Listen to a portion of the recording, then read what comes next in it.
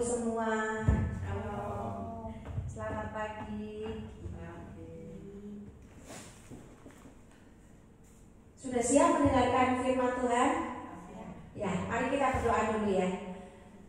Tuhan, pada pagi hari ini Tuhan kami mau men-sharingkan firman yang Engkau pesan Tuhan semalam Tuhan untuk kami menyampaikan isi hati-Mu pada pagi hari ini Tuhan. Terima kasih Tuhan, biarlah segala gangguan kami tolak dalam nama Yesus. Dan Tuhan, kami mau membuka hati kami. Dan biarlah semua firman yang ditaburkan Tuhan jatuh di tanah yang subur. Dan tidak ada iblis yang mencuri satupun firman itu Tuhan. Engkau biarlah Kau utus malaikat untuk mengawal firman ini Tuhan, sehingga kami mengerti dengan jelas dan kami menjadi pelaku firman. Kami mengerti dan menjadi pelaku firman. Kami sadar, waspada dan terus berjaga-jaga atas bau kedatangan musuh yang akan membinasakan jiwa kami Tuhan. Terima kasih Tuhan, kuasai mulut lidah bibirku Tuhan. Urapi aku lebih dan lebih lagi. Kau turunkan hikmat dan pewahyuan dalam aku menyampaikan khotbah ini. Kuduskan aku Tuhan, kuduskan setiap jemaat yang hadir, baik yang online maupun yang onsite Tuhan. Tuhan, kami mohon penyertaan-Mu, pengawalan-Mu. Terima kasih Bapa, terima kasih Roh Kudus, mari pimpin kami, ambil alih Roh Kudus. Terima kasih Yesus, haleluya, puji Tuhan, amin. Oke, pada pagi hari ini saya akan menyampaikan, sebentar ya. Saya akan menyampaikan hikmat tanpa karakter yang benar pasti menghancurkan. Itu yang saya dapat ya. Hikmat tanpa karakter yang benar pasti menghancurkan. Jadi ada hikmat yang harus kita imbangi dengan karakter yang benar ya. Mari kita buka 1 Raja-Raja 4 ayat 29.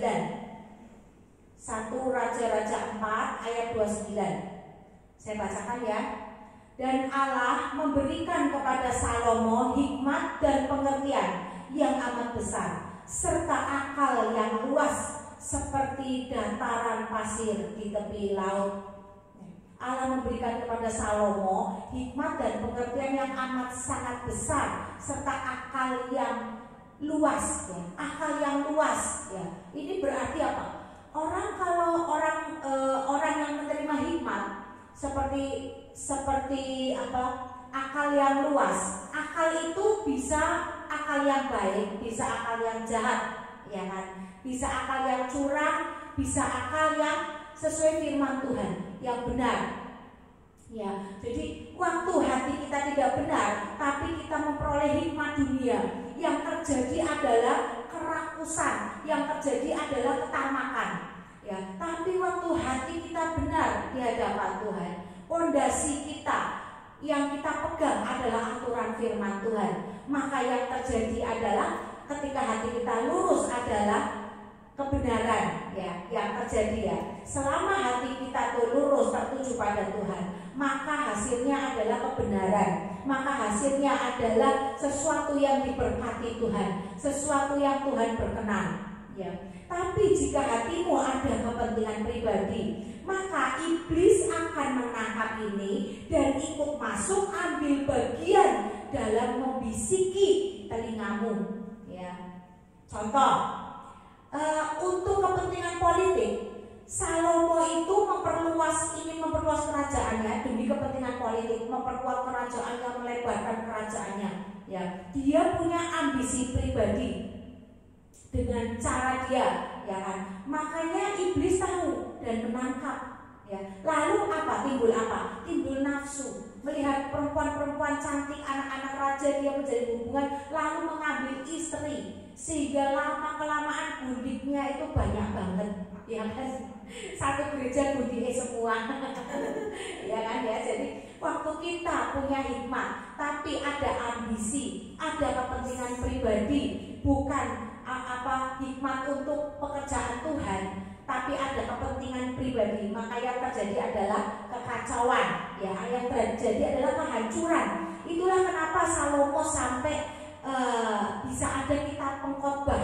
Kitab pengkhotbah itu sepertinya itu menceritakan bahwa segala sesuatu yang dia lakukan sia-sia. Bahkan hikmat yang dia dapat, yang orang itu sampai mengagumi bahwa hikmatnya Salomo itu luar biasa. Sampai orang harus bawa upeti, datang bawa upeti ketika mau minta saran, minta hikmat kepada Salomo, sampai harus bawa upeti, sampai dia jadi kaya raya diberkati Tuhan. Tapi ada satu titik di hatinya bahwa dia itu ada kepentingan pribadi, sehingga dia jatuh dan salah memilih istri-istrinya yang adalah keturunan-keturunan dari kaum yang Tuhan tidak berkenan.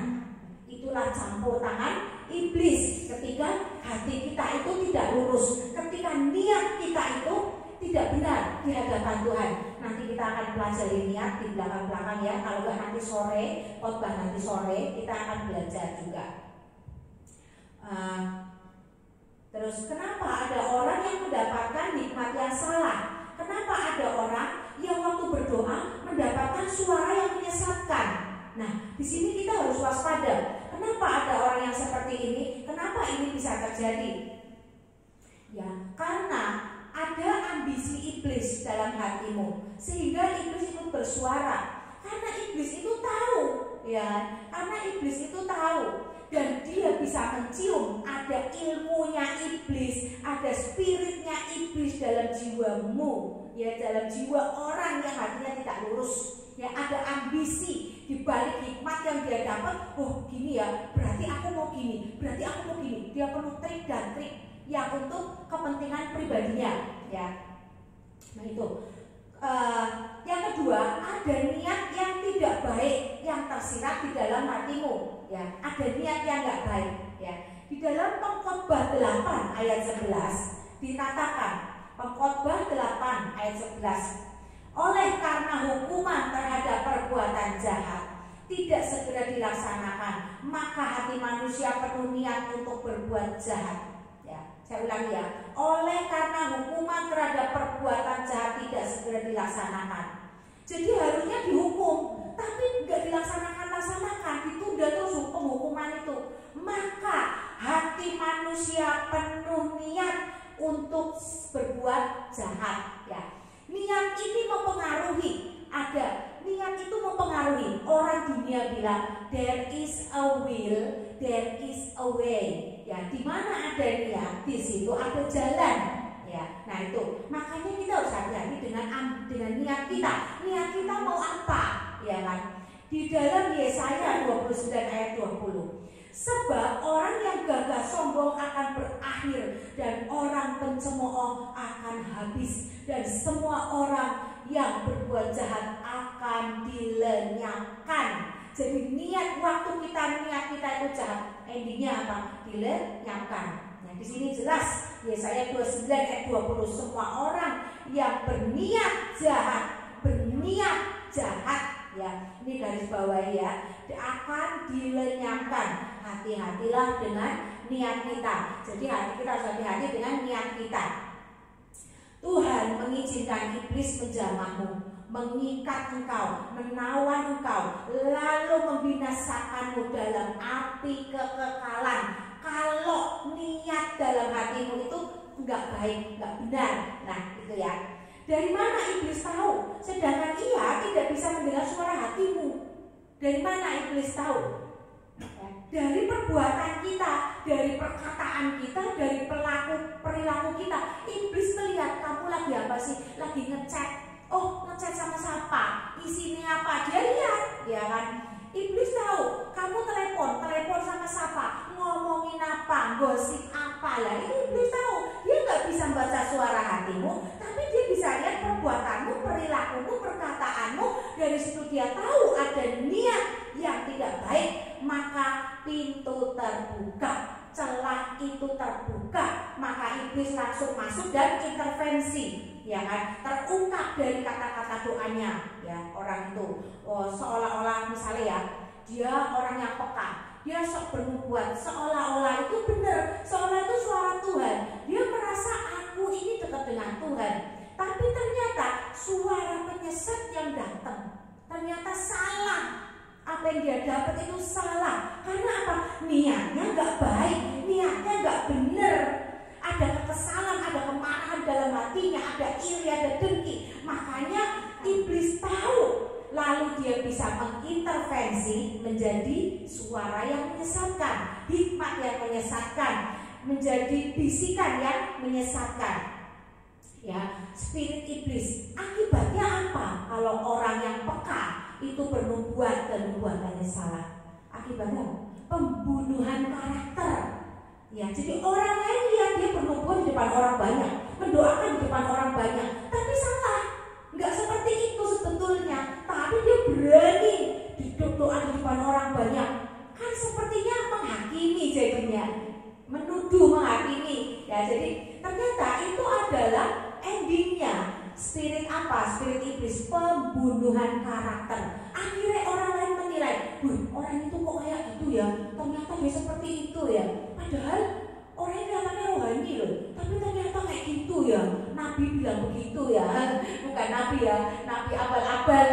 Karena niatnya nggak baik, karena ada ambisi dalam dirinya, ada kebencian, ada kemarahan, ada iri hati, dengki, sehingga dampaknya panjang. Pembunuhan karakter. Setiap yang namanya pembunuhan adalah bukan buah Roh Kudus. Setiap kata-kata yang namanya pembunuhan, entah itu karakter, pembunuhan nama baik, pembunuhan dalam pekerjaan, itu adalah buah dari iblis. Nah, ini banyak orang yang tidak menyadari, ya. Contoh, bagaimana benih iblis itu bisa tertanam di dalam jiwa, ya kan? Waktu kita jengkel sama seseorang, biasanya perilaku orang jengkel itu gimana sih? Orang yang jengkel sama orang itu biasanya akan membabi buta dan lupa apa kata firman Tuhan. Ya, waktu jengkel sama seseorang, kalau orang itu bisa ngerem marahnya, sadar dan berjaga-jaga, dia akan berhenti. Tapi ada orang yang lagi nggak ada yang mengingatkan, jadi dia berjalan sendiri nih. Wah, dia telepon sana, telepon sini, telepon sana, telepon sini. Untuk apa? Ngomongin bahwa si A itu kayak gini loh. Kamu tahu gini. Lah, menggosip, ya kan? Nah, akhirnya apa? Orang lain itu jadi terdampak dengan kata-katanya dia. Dia bikin grup barisan sakit hati. Nah, grup barisan sakit hati ini akan menyebarkan juga gosip kemana-mana, sehingga apa? Pembunuhan karakter terjadi, ya kan? Padahal pikiran kita itu harus selalu positif. Ya, pikiran kita harus menang dalam pikiran kita. Pikiran kita adalah medan peperangan, ya kan? Nah, kalau cara pikir kita itu salah, maka kita dikatakan kalah dalam peperangan. Waktu pikiran kita memutuskan sesuatu yang salah, maka kita dikatakan kalah dalam peperangan.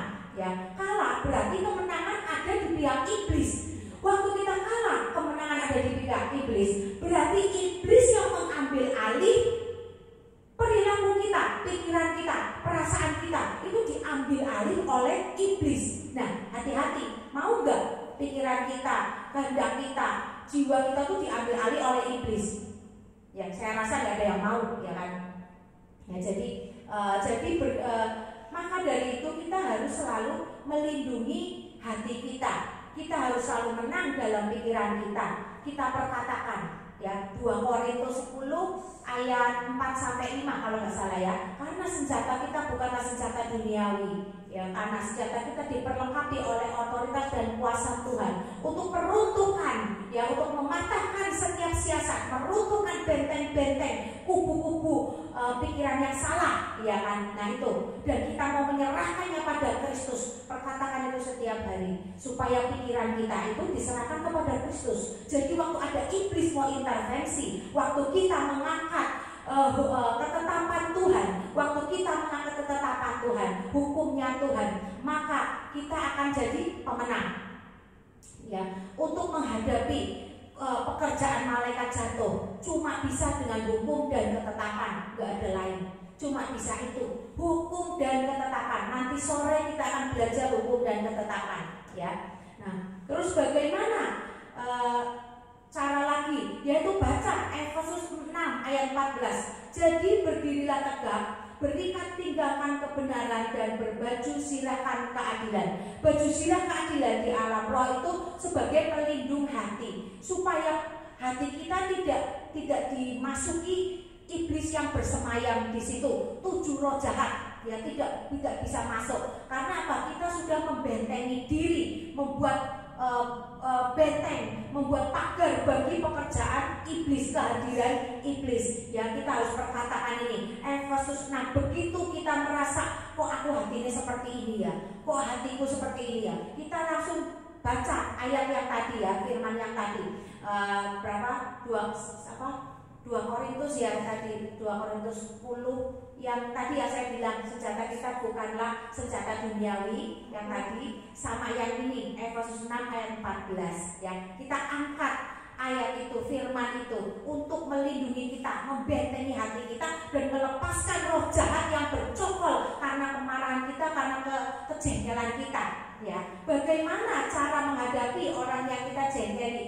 Ini kan banyak banget dalam kita pergaulan kita ya. Kita kan orang makhluk sosial, kita selalu bergaul dengan orang lain, kita selalu berhubungan dengan orang lain, dan ada banyak orang yang menjengkelkan kita ya kan. Nah, bagaimana cara menghadapi orang yang kita jengkeli ya, misalkan ya, kita harus panggil Tuhan sebagai hakim yang adil. Kita serahkan sama Tuhan, kita bawa aja namanya ya kan. Tuhan, biarlah matamu tertuju pada orang ini Tuhan. Engkau lihat segala perbuatannya, karena Engkau hakim yang adil. Aku percaya keadilan juga turun. Engkau juga akan membela aku Tuhan. Nah, percaya kita harus doa itu jangan terus meminta.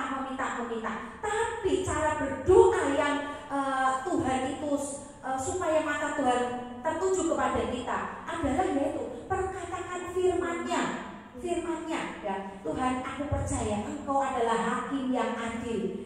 Ketika mata Tuhan tertuju kepada si A, maka aku percaya pembelaanmu akan turun atasku. Bela aku Tuhan, bela aku Tuhan. Ya, cukup perkatakan seperti itu ya. Ada lagi kita harus memberikan tempat kepada murka Tuhan ya, supaya jangan Tuhan mundur. Jika kau sendiri menghakimi dengan caramu yang adalah penuh nafsu, marah dan kebencian, Tuhan akan mundur.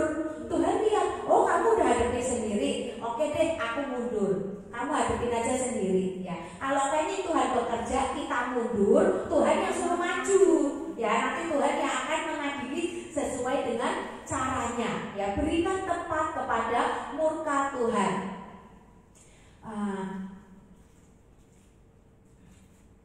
Benih iblis itu bisa muncul kenapa? Karena iblis ikut campur. Waktu iblis ikut campur, itu akan tertanam. Iblis tinggal dalam hatimu, itu akan tertanam. Waktu kita menabur, ibaratkan kita menabur sebuah biji cabai ya. Waktu kita nabur, tancepin jelek, cakep itu ya. Iblis hadir jelek, iblis hadir di hati kita. Seperti biji cabai yang kita tancapkan ke tanah jelek. Nah, ketika disirami dengan kebencian, dengan gosip, bikin barisan sakit hati, lalu ngomongin dia ya kan. Nah, di situ hati kita, benih itu akan bertumbuh nggak waktu disirami? Bertumbuh. Nah, disitulah benih iblis itu bisa bertumbuh ya kan. Menjadi apa? Kutuk perilaku ya, karena kita tidak menjadi pelaku firman, perilaku kita jadi terkutuk, menjadi kutuk perilaku ya, yang adalah dasarnya dari benih iblis ya. Jadi kita harus jalan dengan kekuatan Tuhan, kita harus jalan sesuai firman Tuhan, jangan berjalan dengan pengertian sendiri, kekuatan sendiri, supaya kita tidak ada benih iblis yang masuk tertanam di hati kita, di pikiran kita, di jiwa kita, yang harus sesuai dengan firman Tuhan. Waktu kita marah ya, nih di kita buka Yeremia 17 ayat 5. Beginilah firman Tuhan, terkutuklah orang yang mengandalkan manusia, yang mengandalkan kekuatannya sendiri, dan yang hatinya menjauh daripada Tuhan. Akibatnya apa? Akan hidup dalam semak duri, hilang damai sejahtera ya. Di Yeremia 17 ayat 5, di ayat 6-nya itu ada akibatnya. Akibatnya adalah hidup dalam semak duri, hilang damai sejahtera. Waktu kita hilang damai sejahtera, hormon oksitoksin dalam tubuh kita yang mengeluarkan racun akan timbul, akan bekerja, akan aktif, sehingga apa? Leher jadi kencang, badan jadi sakit semua, darah mengental. Itu karena jiwa yang hilang damai sejahtera. Secara kesehatan, hormon oksitoksin itu akan bekerja. Waktu pikiran kita menjadi negatif, maka semua yang negatif akan mendekat kepada kita. Waktu pikiran Jadi jangan sampai kita itu jadi magnet yang menarik hal-hal yang negatif masuk dalam diri kita, menarik benih-benih iblis masuk dan menancap di dalam loh hati kita yang susah mencabut benih iblis itu kalau nggak kita benar-benar hidup sesuai firman dan jadi pelaku firman, ya. Padahal nasihat firman adalah dalam Roma 12, mari kita buka Roma 12 ayat 19 sampai 21. Saudara-saudaraku yang terkasih, janganlah kamu sendiri menuntut pembalasan, tetapi berilah tempat kepada muka Allah, sebab ada tertulis, pembalasan itu adalah hakku. Ku di sini ku Tuhan. Akulah yang akan menuntut pembalasan, firman Tuhan.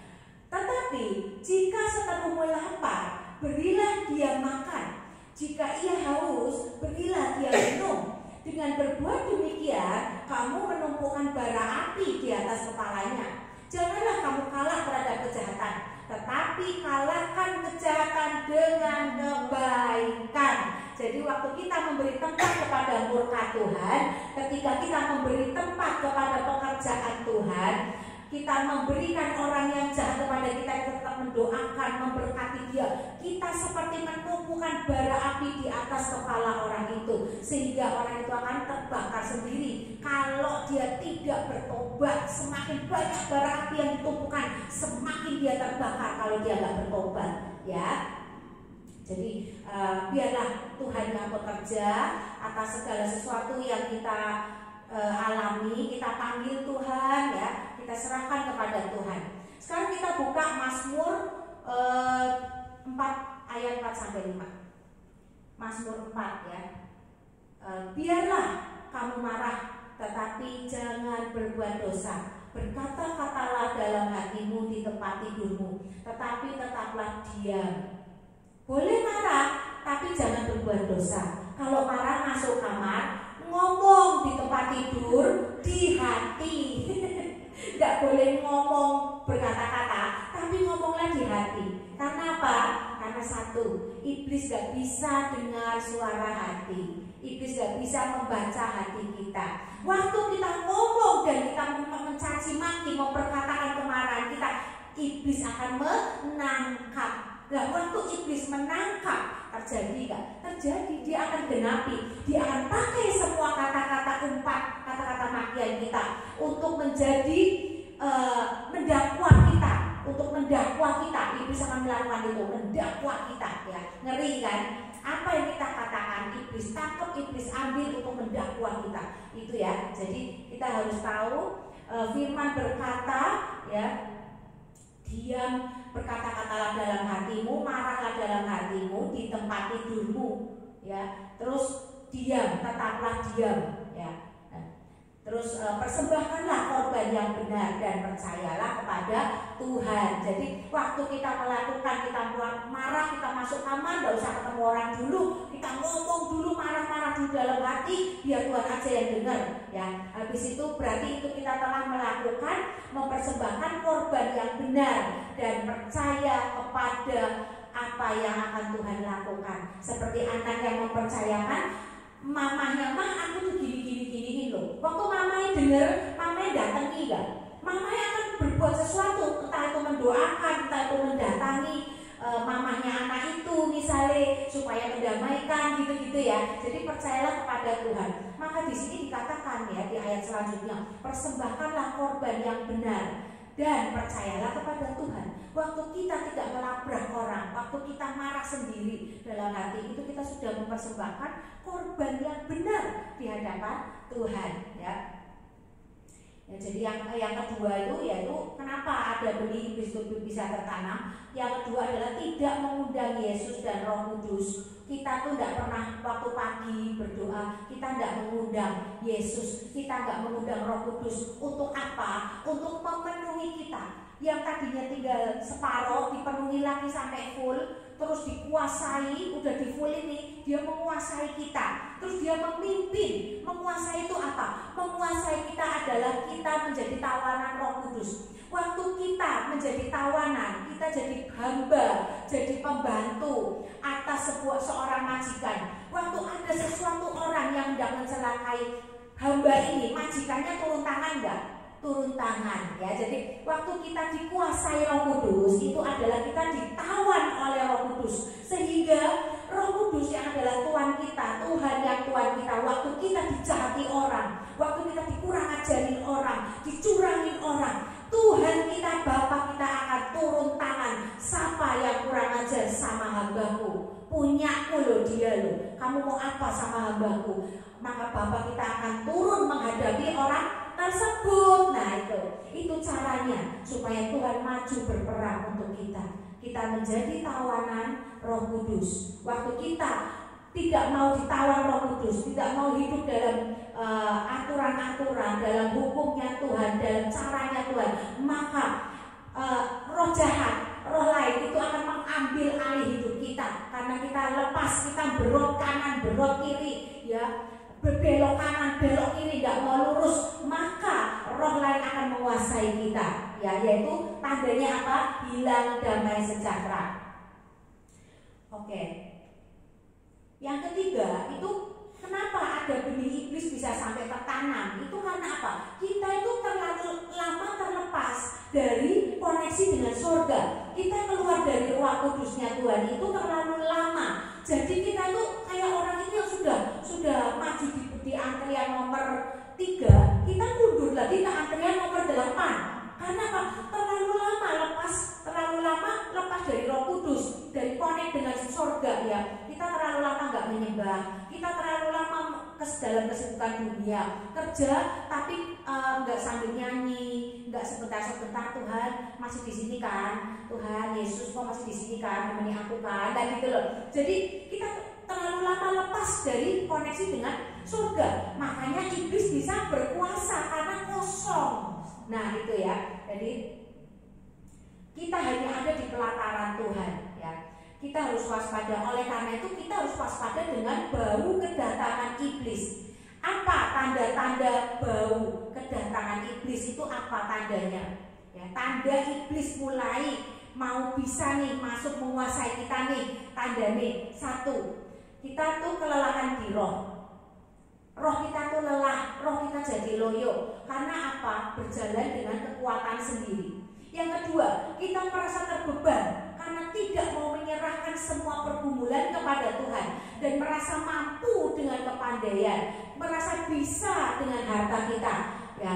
Jadi kita nggak menyerahkan segala pergumulan, kekhawatiran kita kepada Tuhan. Akhirnya apa? Burnout. Akhirnya kita terbakar, akhirnya kita kering, terbakar oleh api asing, lalu menjadi kering, ya. Semua beban berasa berat di pundak kita. Padahal firman berkata, serahkanlah segala kekhawatiranmu kepada Tuhan, ya. Waktu kita tidak memperkatakan itu, maka kita akan jadi burnout, ya. Akan jadi lelah di roh, lalu iblis bisa hadir. Iblis tahu, oh, apiku ada di tempat dia sekarang. Udah bukan api Roh Kudus, tapi apiku, api asing, ya. Nah di situ kita burnout lalu menjadi kering. Ya, yang ketiga, kita tuh merasa sendiri. Ada roh kesakitan dalam diri kita. Apa dikit baper, apa dikit baper, apa dikit baper. Ya, perasaan dikit-dikit pengen nangis, dikit-dikit tersinggung, dikit-dikit marah. Itu roh kesakitan. Nah, waktu ada roh kesakitan, itu iblis sudah hadir. Iblis sudah menguasai kita. Ya, itu ada roh kesakitan dalam diri kita, berarti iblis sudah berkuasa atas kita, ya. Itu ya, hati-hati ya. Itu bau kedatangan iblis tuh. Bau iblis sudah ada dalam diri kita. Itu juga roh kesakitan tuh, ya. Jika waktu kita nggak bisa sujud menyembah, waktu kita berdoa ada rasa jaim, nyembah Tuhan ada rasa jaim, mau nangis ditahan-tahan, pengen berlutut, enggak, aku malu, nanti dikatain lebay, nanti dikatain apa, ya itu orang yang ada iblisnya. Karena Tuhan mengajarkan menyembah roh, menyembah di dalam roh dan kebenaran, ya. Di dalam roh dan kebenaran adalah secara tubuh jiwa roh. Hatinya menyembah, rohnya menyembah, tubuhnya juga menyembah. Posisi menyembah, waktu kita Roh Kudus bilang berlutut, rasanya pengen berlutut, ya berlutut aja. aja ya. Jadi waktu nggak bisa menyembah, tidak bisa bersujud menyembah Tuhan, itu ada apa? Kesombongan, tegar tengkuk, ada rasa jaim, itu kesombongan, makanya tidak bisa menyembah ya. Nah itu ya, itu bau, itu kedatangan iblis loh dalam diri kita loh ya. Tuhan itu mau kita menyembah totality. Waktu nggak bisa totality, mau nangis aja ditahan-tahan, itu ada kesombongan dalam diri kita. Iblis sudah ada dalam diri kita ya, hati-hati.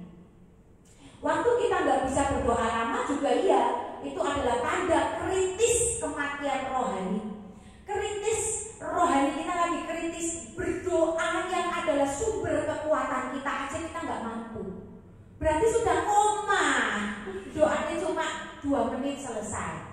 Nah ini koma, tanda-tanda orang yang kritis koma ya, kematian rohani ya. Karena kekuatan kita cuma bersujud, berdoa, berkata-kata kepada Tuhan. Waktu itu tidak bisa dilakukan, kritis ya. Hati-hati, warning waktu engkau mengalami seperti ini ya. Ada lagi, waktu kita tidak bisa bermazmur. Di dalam kitab Mazmur ada tulisan Sela. Nah, waktu kita nggak bisa menyanyikan Sela, walaupun suara kita fals, tidak apa-apa, nyanyikan aja. Ada kata-kata Sela.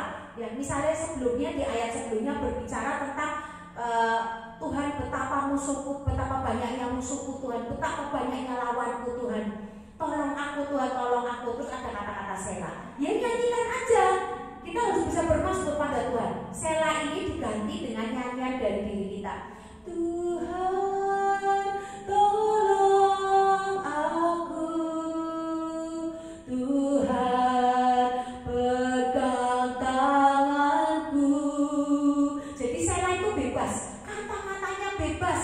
Sesuai dengan apa yang ayat di atasnya boleh, atau apa yang keluar dari dalam hati kita, nyanyiin dalam bentuk nyanyian. Fales nggak apa-apa, Tuhan nggak lihat fales, Tuhan nggak lihat suara kita, lihatnya hati yang menyembah ya. Nyanyikan, Sela jangan dilewatin atau dibaca, tapi nyanyikan waktu kita saat teduh, nyanyikan ya. Nanti Tuhan akan lihat siapa tuh yang nyanyi. Kalau fales Tuhan juga ya Bu, betul. Nah kalau fales pun Tuhan juga nengok. Siapa yang fales? Nyembah aku tapi suaranya fales, tapi wow, hatinya hati yang menyembah. Wow, Tuhan akan terpesona. Waktu Tuhan terpesona, Dia akan mencurahkan berkatnya enggak? Mencurahkan. Sama kayak mama, seorang ibu yang bangga dengan anaknya. Wah, anakku luar biasa. Pagi-pagi wis bangun, wis belajar, nilainya 100. Kamu pengen apa, Nak? Kan mesti mama yang ngomong gitu. Tuhan juga sama. Iya, waktu orang tidak bisa bermazmur menyembah Tuhan, itu adalah tanda bahwa jiwa yang kering. Nah itu, mulutnya diem, Sela ya dibaca Sela. Nah, itu tandanya jiwanya kering. Padahal itu saat teduh loh, ya, saat teduh kan kita harus totality kepada Tuhan ya. Nah itu, waktu kita tertawa, waktu engkau jelas-jelas memberontak, melenceng dari firman, bahkan menabrak firman Tuhan, kita bisa ketawa-tawa. Ibadah datang terlambat, ya kan. Terus nggak saat teduh tenang, ya kan. Nah itu orang sakit jiwa, karena nggak ada rasa takut. Itu orang yang sakit jiwa, ya. Jadi itu adalah tanda ada kesakitan dalam diri kita. Iblis berkuasa, ya. Kan orang yang dikuasai iblis itu nggak jauh-jauh dari sakit penyakit, ya, nggak jauh-jauh dari sakit penyakit. Gembala kita Pak Thomas Chandra selalu memperingatkan orang yang kena sakit penyakit itu berarti hatinya sedang menjauh daripada Tuhan. Ada yang salah dalam hatinya, gitu ya. Jadi waktu kita sakit kita langsung introspeksi diri. Tuhan, aku salah apa Tuhan? Apakah aku sudah menjauh terlalu lama dari hadapan-Mu Tuhan, dari hadirat-Mu? Apakah kelakuanku mendukakan hati-Mu? Atau ada apa yang aku salah Tuhan? Tolong singkapkan Tuhan, supaya aku memperbaiki diri, supaya aku tidak ditolak waktu aku pulang. Ya, kita harus selalu katakan itu. Terus waspadalah waktu kau tetap tenang kalau kau belum doa perang. Ya, setiap pagi setiap kita harus berdoa perang, karena kita harus mempertahankan apa yang ada pada kita. Ya, kita harus mempertahankan mahkota. ya, apa yang ada pada kita itu ada firman-Nya. Ya, jadi kita harus peperangan apa? Peperangan rohani, membentengi anak-anak kita, suami kita, pekerjaan kita, ya, menyapu bersih semua yang jahat yang sedang menuju pada kita, ya, minimal perang untuk keluarga, minimal perang untuk membentengi pekerjaan kita dari segala roh-roh jahat di luar sana, dari segala tingkah-tingkah jahat orang, ya, orang-orang kuat yang hendak mengacaukan pekerjaan kita, ya, kita harus perang. Ya. Jadi waktu kita nggak bisa doa peperangan, nggak berani melawan iblis, itu adalah tanda bahwa api kita padam, ada ketakutan, mau melawan iblis takut, itu tanda api kita padam, ya, hati-hati. Waktu kita terpisah lama dengan Tuhan dan tidak gelisah, itu juga tanda bau kedatangan iblis dalam hidupmu. Waktu kita tidak menangis saat berdoa, jiwa kita kering, itu bau iblis juga. Iblis ada dalam jiwamu, ya. Terus waktu kita tidak ada rasa kangen, tidak ada getaran untuk ketemu dengan Tuhan, baca firman, berdoa, menyembah Tuhan, kita nggak ada rasa kangen untuk melakukan itu iblis ada di dalammu, ya, hati-hati. Waktu engkau tahu jelas ada hadirat Tuhan, nih lagi ikut ibadah, lagi ikut persekutuan doa, penyembahan, kita berasa ada hadirat Tuhan, merinding, tapi kita tetap melek, tetap lihat sana, lihat sini, ngevideoin orang-orang yang lagi nangis-nangis, ya, itu tanda iblis ada dalam diri. Karena engkau tidak ada rasa gentar dan takut akan Tuhan. Waktu engkau tahu ada hadirat Tuhan, tapi orang-orang lain pada tersyukur, tapi engkau malah apatis, malah cuek, ya, itu berarti ada iblis dalam dirimu. Hati-hati.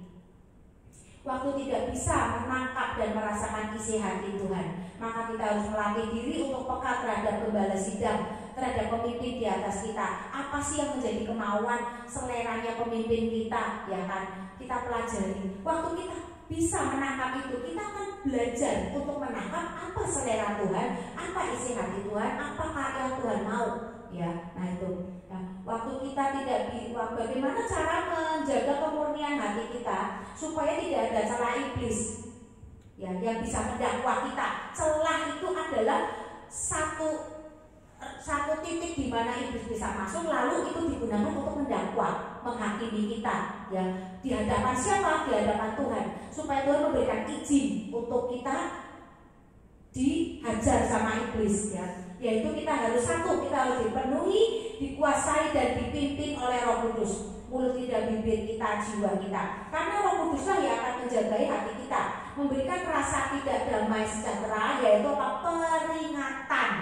Peringatan Roh Kudus itu apa? Hilang damai sejahtera. Itu peringatan Roh Kudus. Dia mau bilang stop, stop, stop.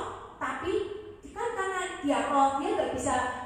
Ada orang yang nggak bisa menangkap suara itu, tapi bisa merasakan, wah, aku udah damai sejahtera, ya. Seketika hilang damai sejahtera, itu Roh Kudus sedang memperingatkan kita.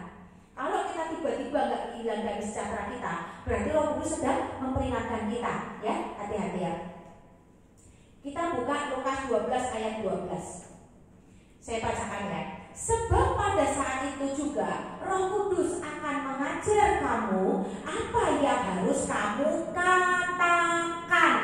Nah, ini yang dikatakan tadi, yang saya sebut dengan dipimpin oleh Roh Kudus ini, ya. Roh Kudus akan mengajar, mulut, lidah, bibir kita akan diajar untuk berhikmat dalam berkata-kata, yaitu ya ini tadi dalam Lukas 12 ayat 12. Sebab pada saat itu juga Roh Kudus akan mengajar kamu apa yang harus kamu katakan.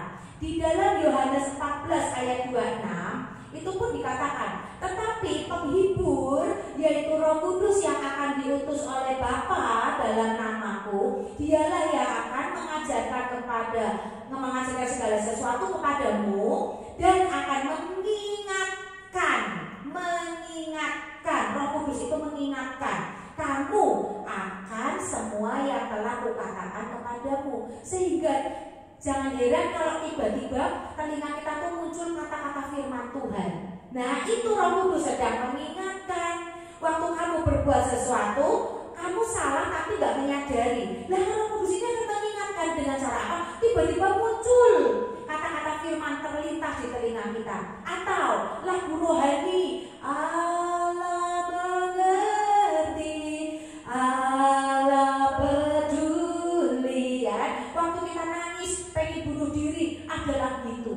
Allah mengerti, Allah peduli segala persoalan yang kita hadapi, ya, tak akan pernah dibiarkannya ku bergumul sendiri, sebab Allah peduli. Orang yang mau bunuh diri nggak jadi bunuh diri. Karena apa? Dikuatkan dengan Roh Kudus. Dari peringatan dari Roh Kudus yang berbentuk lagu, yang berbentuk firman Tuhan, yang berbentuk khotbah suara dari pendeta, dari gembala sidang kita, ya, dari pendeta-pendeta yang mendoakan kita. Tiba-tiba muncul suara itu adalah suara Roh Kudus. Peringatan Roh Kudus bentuknya seperti itu, ya, suara Tuhan. Oke, terus kita buka lagi dalam Yohanes 14 ayat 27, ya. Damai sejahtera aku tinggalkan bagimu, damai sejahteraku kuberikan kepadamu, dan apa yang kuberikan tidak seperti yang diberikan oleh dunia kepadamu. Janganlah gelisah dan gentar hatimu. Ya, jadi kita tuh nggak boleh gelisah dan gentar. Waktu kita gelisah berarti damai sejahtera kita hilang, berarti iblis lagi mencoba masuk. Waktu kita gentar, ada ketakutan dalam diri kita, itu berarti iblis lagi mau mencoba masuk. Ya, iblis datang, kita langsung bau iblis, bau iblis, kok hatimu begini ya, bau iblis, iblis keluar, damai sejahtera turun atasku, shalom Tuhan turun atasku. Langsung perkataan itu, tengking keluar, jangan diam, tapi tengking dulu, iblis keluar yang membuat aku hilang damai sejahtera, keluar, kekhawatiran keluar. Pertolongan Tuhan datang, pertolongan Tuhan datang. Nah, perkatakan, deklarasikan, ya, perkatakan, ya, sebab anak cucu orang benar perkasa di bumi, sebab Tuhan akan membukakan pintu ketika anak-anaknya mengetuk pintu, sebab Tuhan akan memberi ketika kita meminta. Nah, perkatakan itu untuk mengawal, itu adalah ketetapan Tuhan. Nanti sore kita mau belajar ketetapan Tuhan, ya, oke. Yang kedua, kita tuh harus selalu sadar dan berjaga-jaga akan bau kedatangan iblis, yaitu apa? Dengan cara menjaga hati dari iri dan marah, dari kejengkelan, ya, itu ya. Kalau kita nggak waspada dengan rasa marah, dengan rasa iri hati, dengan rasa kejengkelan, itu nanti bisa benih iblis itu akan tertanam. Ya, hati-hati ya. Ini saya dapat udah beberapa hari yang lalu saya dapat, kan saya udah nyiapin khotbah ini seminggu sebelum, saya udah persiapkan, saya udah dapat ini udah beberapa hari yang lalu, ya. Terus tadi malam mulai saya susun supaya teratur gitu ya. Kita buka 1 Petrus 5 ayat 8 sampai 9. Saya bacain ya. Sadarlah dan berjaga-jagalah, lawanmu si iblis berjalan keliling sama seperti singa yang mengaum-ngaum dan mencari orang yang hendak ditelannya, yang dapat ditelannya. Dia keliling cari orang-orang yang bisa ditelan. Lawanlah dia dengan iman yang teguh, sebab kamu tahu bahwa semua saudaramu di seluruh dunia menanggung penderitaan yang sama. Jadi orang yang mau dihabisi, dibinasakan iblis bukan cuma satu orang, tapi seluruh dunia. Ya, seluruh dunia, firman bilang seluruh dunia menanggung penderitaan yang sama. Ya, jadi kita harus waspada dengan hilangnya salah satu buah Roh Kudus. Waspada dengan hilangnya salah satu buah Roh Kudus, itu adalah tanda kedatangan iblis. Itu adalah tanda bau iblis itu mulai mendekat pada kita. Ya, apa buah Roh Kudus? Mari kita hafalkan, mari kita mengerti. 1, buah Roh Kudus itu kasih, ya, sukacita, benar, damai sejahtera, kesabaran, kemurahan hati, kebaikan, kesetiaan, kelemah lembutan, penguasaan diri. Tidak ada hukum yang menentang hal itu. Oke? Ya, jadi 9 buah Roh Kudus itu kalau bisa dicatat di kertas kecil, taruh di dompet. Ya, taruh di buku, di tas, di dompet. Waktu kita gelisah, kita buka, buah Roh Kudus, apa nih yang hilang dalam hatiku? Ih, aku kesabarannya hilang. Ih, aku kok marah-marah. Nah ini ya. Langsung kenting tuh iblis. Semua yang membuat aku marah, keluar. Semua akan beres ketika Tuhan turun tangan perkataan itu. Ya, oke. Mari kita berdoa. Tuhan, curahkanlah hikmat dan pengertian Tuhan atas setiap kami Tuhan. Curahkan roh hikmat dan pengertian Tuhan. Curahkan hati nurani yang murni, hati nurani yang lurus Tuhan di hadapan-Mu Tuhan. Supaya semua yang kita lakukan, supaya semua hikmat dan pengertian yang kita dapat akan berbuah-buah lebat, bukan malah menghancurkan diri kita Tuhan.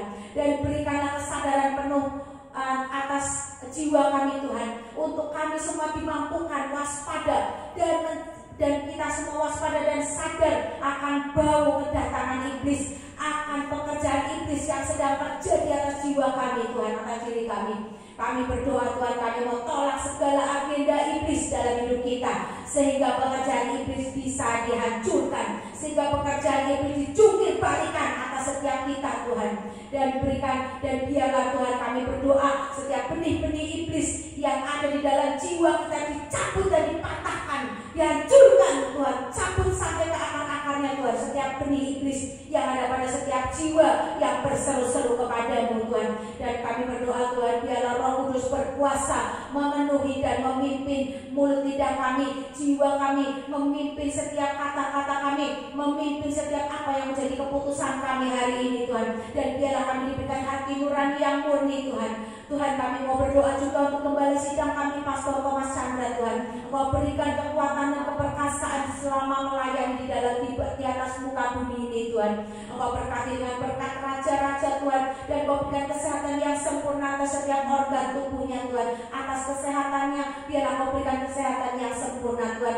Kami berdoa umur panjang, shalom Tuhan, berkat sukacita, damai sejahtera, dan berkat raja-raja terus turun atas gembala sidang kami sepanjang hidupnya di muka bumi ini Tuhan. Terima kasih buat firman-Mu yang telah Engkau berikan kepada kami ini Tuhan. Dan biarlah kami, biarlah semua ini dimateraikan, ibadah pagi ini dimateraikan, semua yang mendengar firman-Mu pada pagi hari ini dimateraikan dan juga diselamatkan, baik yang onsite maupun yang online Tuhan. Terima kasih Tuhan. Terima kasih Bapa, terima kasih Roh Kudus. Segala hormat, puji dan kemuliaan hanya bagi-Mu saja. Haleluya, puji Tuhan. Amin. Silakan, Wel.